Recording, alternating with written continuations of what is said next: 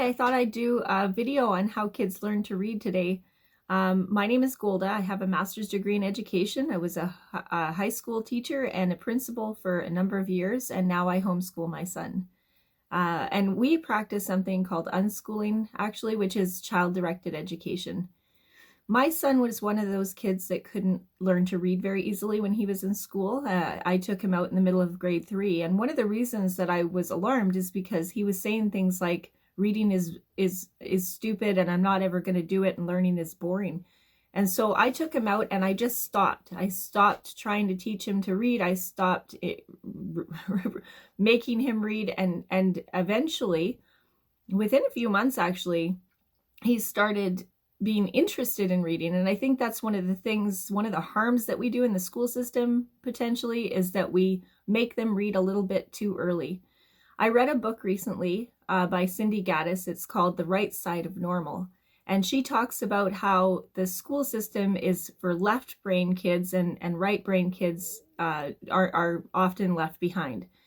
And I know that the term left brain and right brain isn't really a very good, it's not a very good term. It's not accurate. And she talks about that in her book too.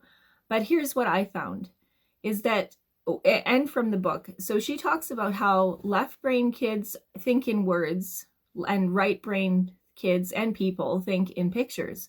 And so people who are right brained are often diagnosed or assumed to have a learning disorder. And they don't always. Sometimes they just think differently. So I'm what she would call left brain. I think in words, and I loved reading, and I read early, and I was really, and I read for pleasure. But kids that think in pictures, they don't like to read early. They learn quite late often, and they prefer things like audiobooks, and they prefer graphic novels, and they like things with pictures because they think in pictures. Now, one of the strengths of being a picture thinker is that you can look at something like a stack of bricks or blocks when you're little, or Lego, and you kind of just can see what it is. Whereas left brain people have a hard time with that, especially when they're younger. And I know I certainly did. In fact, if you give me a pile of bricks, I would probably make a box. I wouldn't know what to do with it.